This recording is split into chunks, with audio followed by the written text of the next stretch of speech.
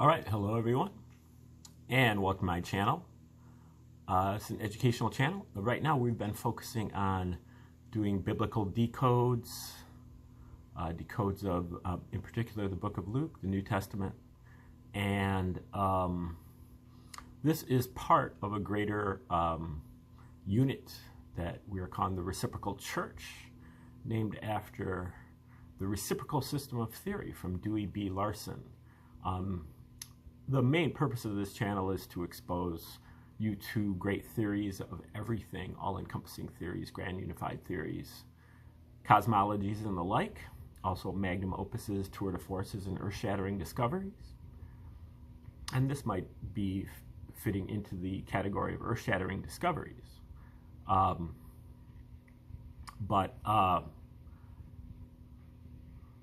We've done almost over 300 videos on the ancient Egyptian tree of life.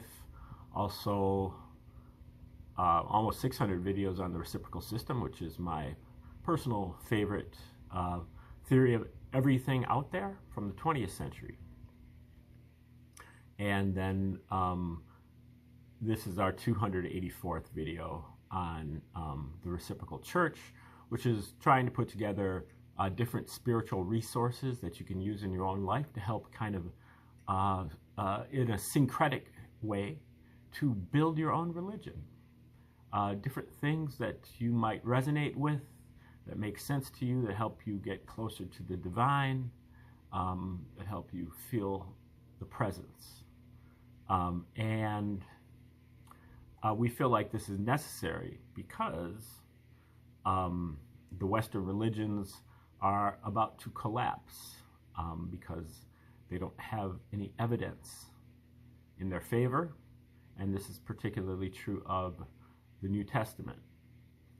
And so we're going to be kind of introducing that theory, or talking about it again. And I feel like really there's like 5 Western religions: Christianity, Judaism, Islam, Satanism, and scientism or atheism. And Satanism and Christianity are basically twins.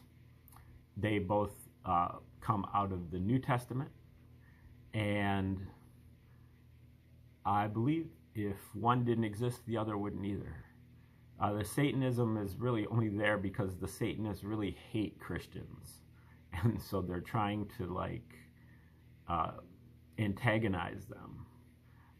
I'm not saying that that would be like a 100% solution, but it would be a large chunk of it anyway.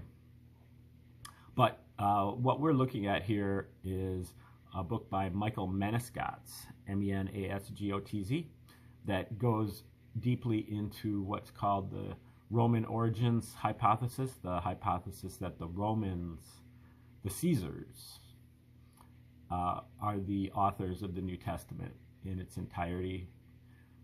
And to me, there are a couple handfuls of scholars who have written on this topic over the last 150 years. And what I like about the theory is that you can test it for yourself, and that it answers all the questions. I'm going to do a video coming up pretty soon about this book, The Case for Christ by Lee Strobel. And he has the case for this and the case for that. He's turned it into an entire industry. But his first book, I believe, was The Case for Christ. And he goes around the country and interviews a dozen or so scholars from other various different fields in biblical scholarship, but also in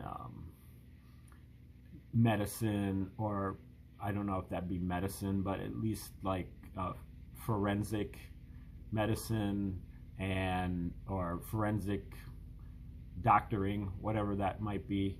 And over and over again, they keep saying, well, you know, this version of the story that God, you know, cause of Jesus' birth and, you know, Jesus' resurrection is the only you know, reasonable story that we have. There's no competition.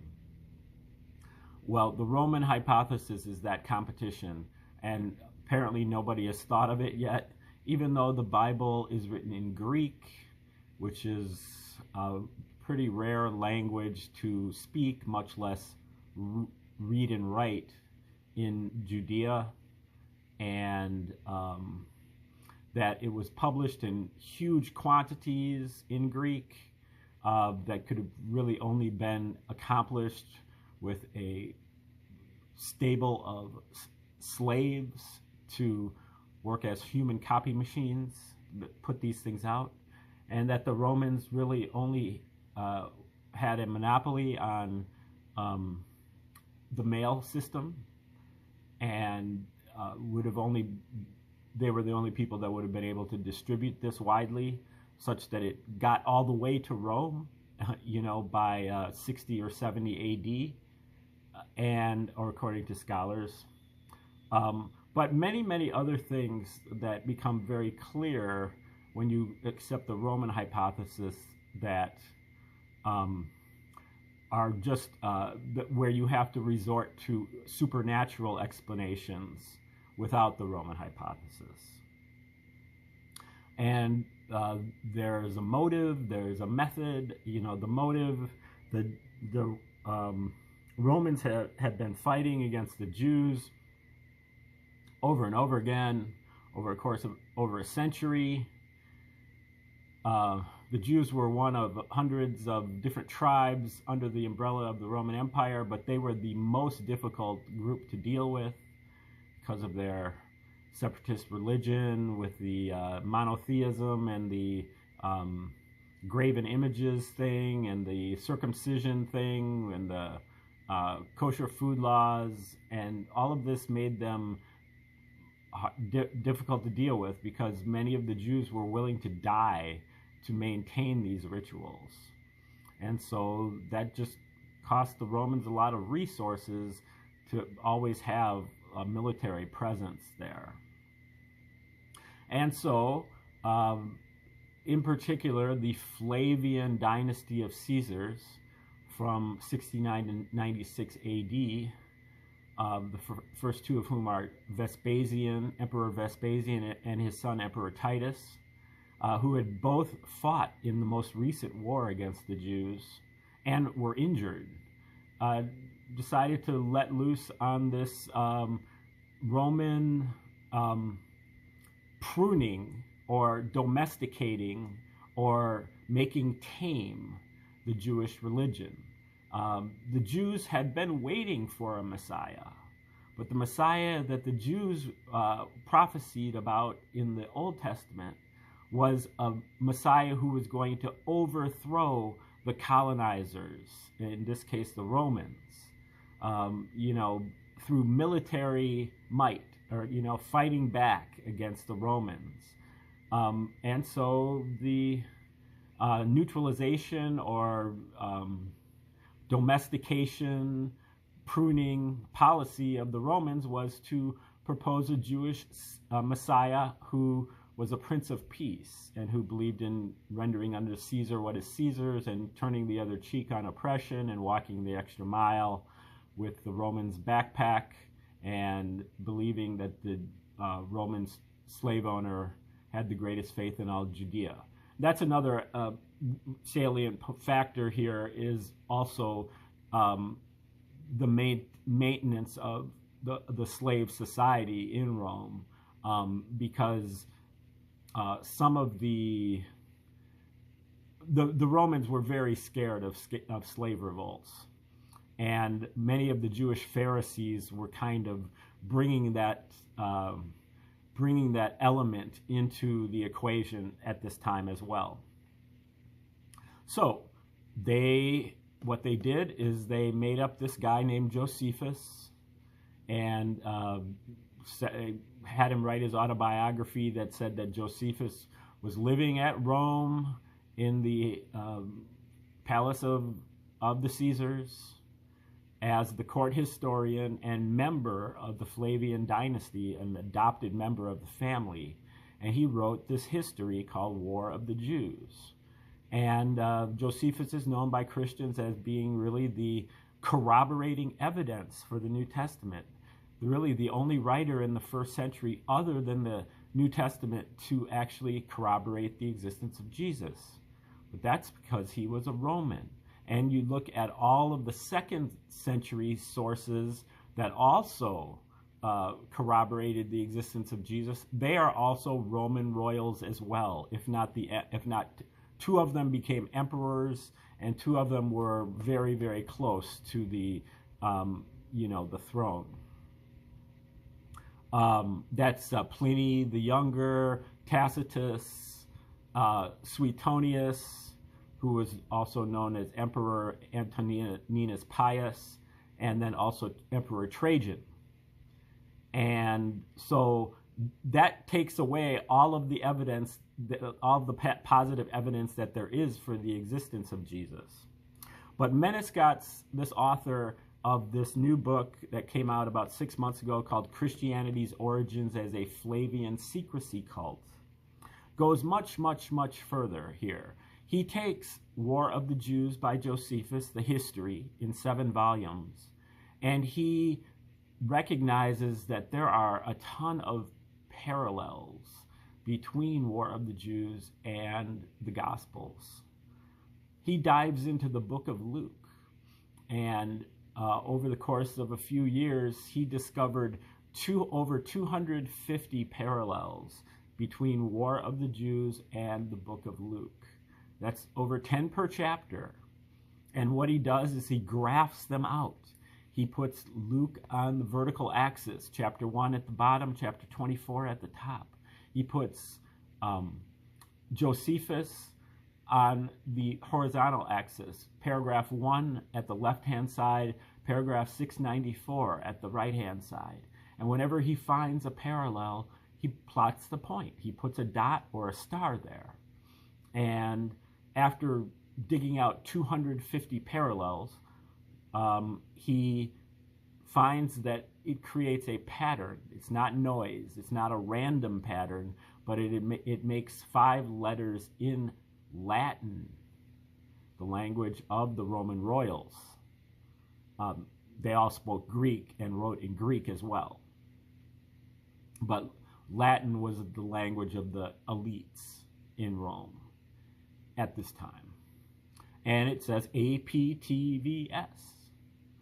I believe the TVS is Titus Vespasianus, and I believe they've imprinted that on some coins. As a matter of fact, Titus and Vespasian being the 2 first Flavian emperors, along with their Titus's younger brother Domitian. And then the AP, I believe, is Arius Piso, although it could be some other things. Arius Piso was kind of like the shadow emperor. He was kind of the Henry Kissinger of his time, just kind of lingering behind the throne, but making a lot of the decisions. And I believe that Arius Piso is one of the great authors of all time, because he didn't just write the New Testament. He wrote a hell of a lot of other stuff, including all of the Apocrypha, portions of the Old Testament, like the book of Esther, the book of Job, and several other verses. He inserted a bunch of verses into the Old Testament to historicize the New Testament, or historicize the Apocrypha. He also wrote as many other important Roman and Greek scholars, including Aristotle. He didn't write everything as Aristotle, that Aristotle wrote, but he wrote a good portion of the stuff that Aristotle wrote. And he also wrote as Nicomachus of Gerasa, who was a famous Roman mathematician, and Hero of Alexandria, who was a famous inventor. I believe all of these people are Arius Piso, and that's because two scholars independently arrived at these conclusions by studying the letters that these Roman royals wrote to each other and kind of deciphering the code. All of them had multiple pseudonyms, fake names, and so on. And but the bottom line is that in Rome, anything that wasn't approved by the Romans was censored. Nothing came out unless the Romans approved of it. So that's another, obvious clue that the Romans are the ones who are responsible for the New Testament, in particular the Gospels in this book. So we're going over Menescat's thesis here, and he goes over all 250 of the parallels. So you can go online and get a PDF of Josephus and follow along at home. Get out a piece of graph paper and plot all the points as we go through them, and prove it to yourself. You don't have to believe me. You can do it yourself. But if you're not willing to do that, maybe you're willing to listen to me. So that's why I'm going through it. I consider this to be pretty earth-shattering, and I consider this to be way, way, way beyond the realm of statistical, randomness.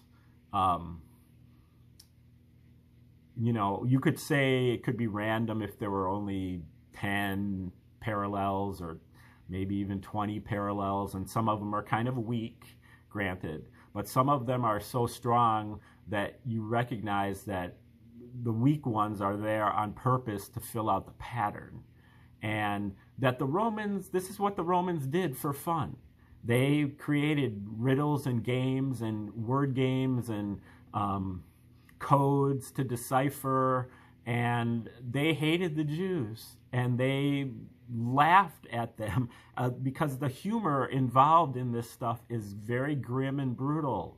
They're constantly making fun of slaughtering the Romans and forcing the Romans into the Jews, forcing the Jews into cannibalism, and all kinds of stuff like that. So right now, Menescats is talking about a set of parallels. There are many different kinds of parallels. What they did is that Josephus wrote War of the Jews, but he also wrote the Gospels, but he backdated the Gospels by 40 years.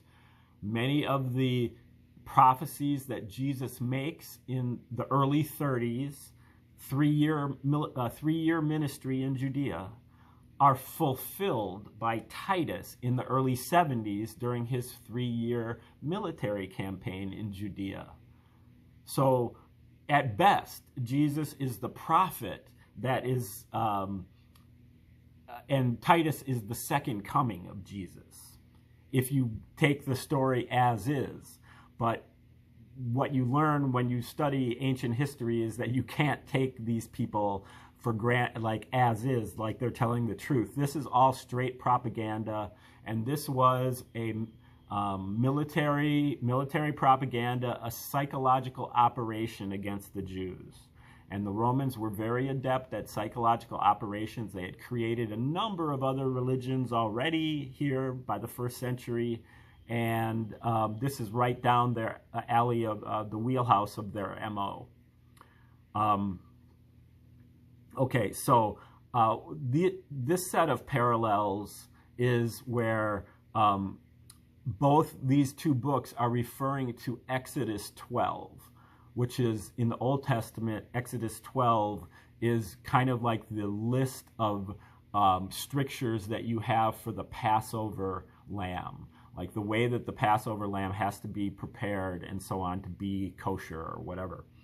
And both Josephus and the Gospels are kind of like banging off, mirroring or echoing the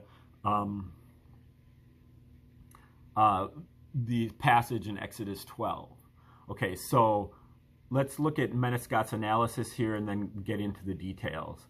This also helps ward off anyone trying to argue that maybe Luke and Jewish War both parody some earlier non-surviving text, or that only Luke parodies Jewish War, or only Jewish War parodies Luke. This is because by overtly making both stories parody Exodus, it is clear that editorial control of both stories, Jewish War and Luke, was necessary. Only in this way could the relevant references be inserted and arranged so the dots would appear at the correct locations, forming the APTVS pattern. Before I list them, I will offer a flavor of the Exodus 12 ritual from the Christian Old Testament, or the Torah, from Exodus. 1. The Lord said to Moses and Aaron in Egypt, quote, "This month is the beginning of months. Each man must select a lamb for his family household." Family, one per household.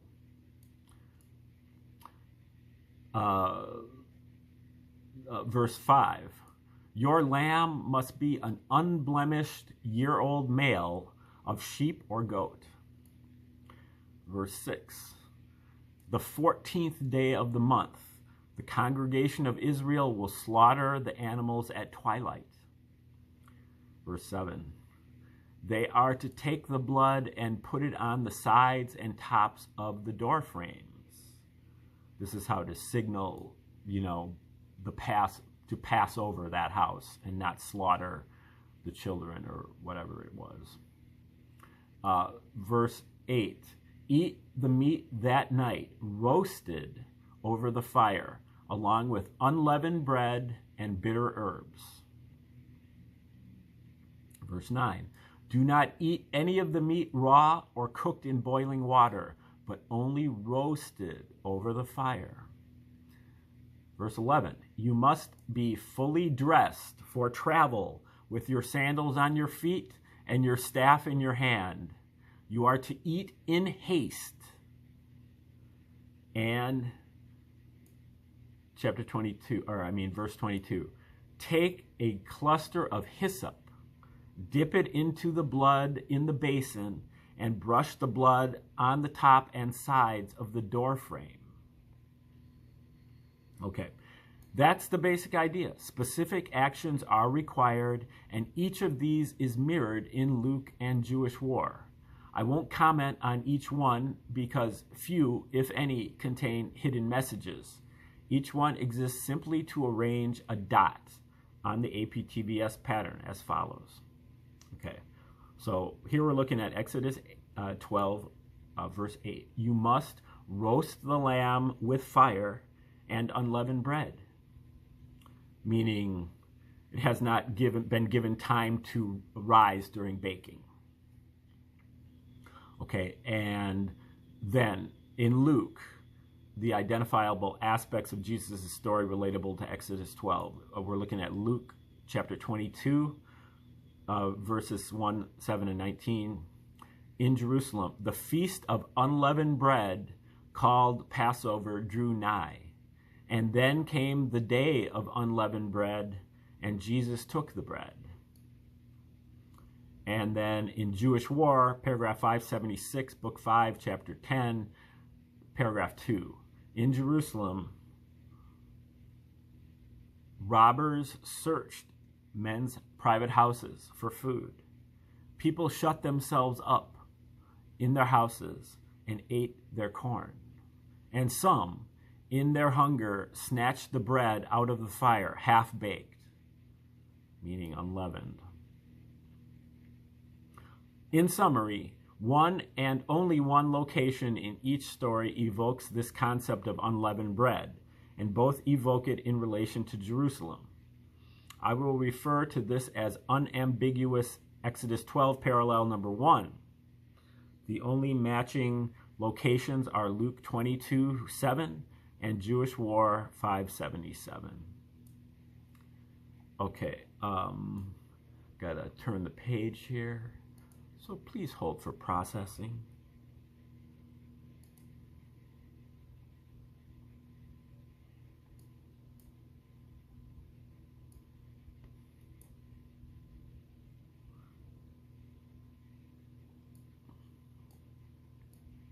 Okay, now we go, still we're in Exodus 12 verse 8.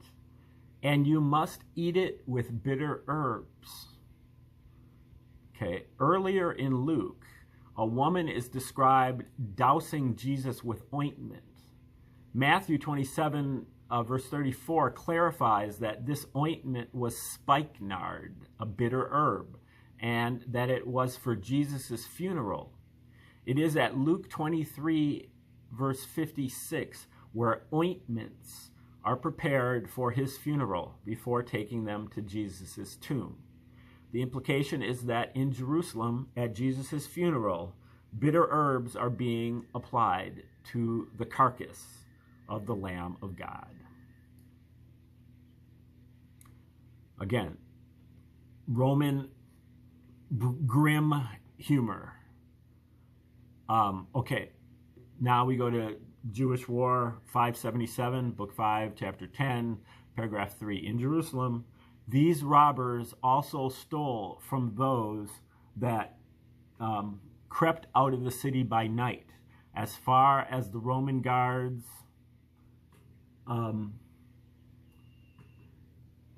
to gather some plants and herbs that grew wild, and snatched the herbs from them, even while they had entreated them by calling on the tremendous nature of God. Well, there's no mention of bitter herbs, but in summary, one and only one location in each story evokes this concept of bitter herbs, and both stories evoke this concept in relation to Jerusalem. But it does say herbs, but it doesn't say anything bitter. I guess it says herbs that grew wild, and snatched the herbs from them, or snatched from them.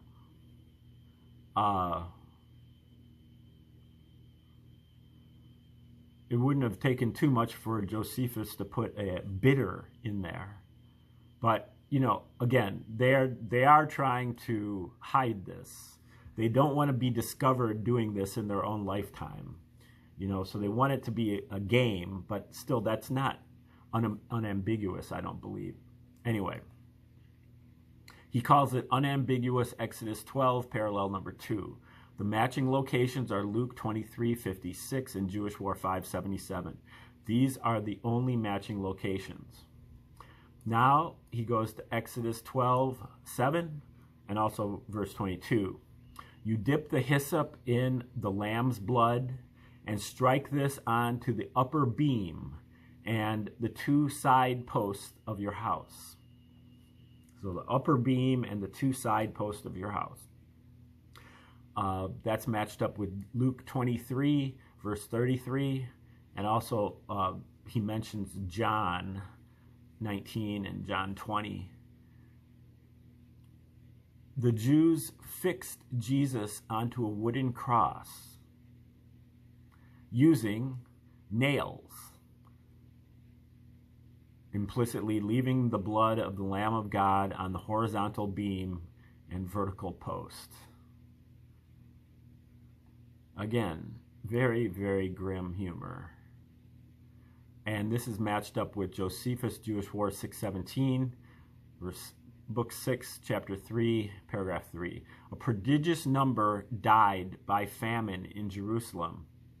The robbers, which is referring to the Jewish zealots in this war, the revolutionary leaders, pretty much.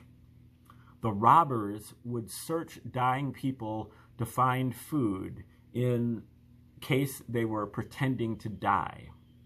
The robbers went I'm having trouble reading that. At the very edge of the page it kind of rolls. The robbers went reeling against the doors of the houses like drunken men. Now this is a total, in my opinion, pretty strong reach here by him. He's saying against the doors of the houses, meaning striking the doorpost of the Jewish houses. And then it says like drunken men. And he says, a reference to wine and thus blood. I can see that, but that certainly isn't unambiguous. I think it's possible. It is not strong. In summary, one and only one location in each story evokes this concept of the sacrifices blood on vertical and horizontal wooden beams. And both stories evoke this concept in relation to Jerusalem. So he calls this unambiguous Exodus 12 parallel number 3. The matching locations are Luke 23:33 and Jewish War 6:17. These are the only matching locations. So far, so good. I would have to disagree with that. I mean, so far possible, so far, I see some parallels there, but it's not nearly as strong as you had to imply a lot of things here. Okay, so far so good. Looking at the previous 3, we can see that each step required the Exodus 12 Passover sacrifice ritual is being evoked in some location in Luke and in some paragraph of Jewish War that discusses the famine.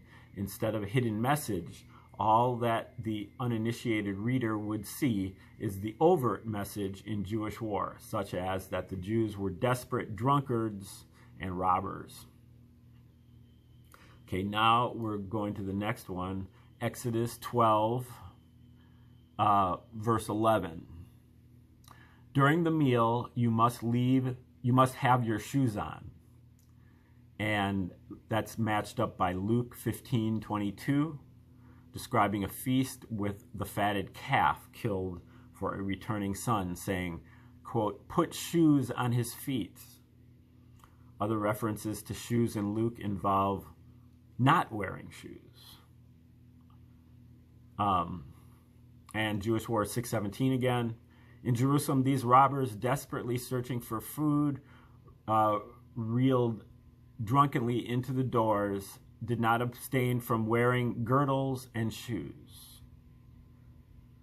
And he also adds in Jewish War 6:04, in Jerusalem, Julian, the most famous, strong, and courageous Roman soldier, he stood by Titus, but because he wore shoes with sharp nails, he slipped and fell on the pavement and was stabbed and killed there, leaving a fame with Caesar himself. Well, he calls this unambiguous Exodus 12 parallel numbers 4 and 5. Luke 15:22 versus Jewish War 6:04. Exodus 12 says you must wear shoes for the sacrifice meal. The story involving the robbers is clearly linked to Exodus because it starts by saying the soldiers drunkenly reeled into the door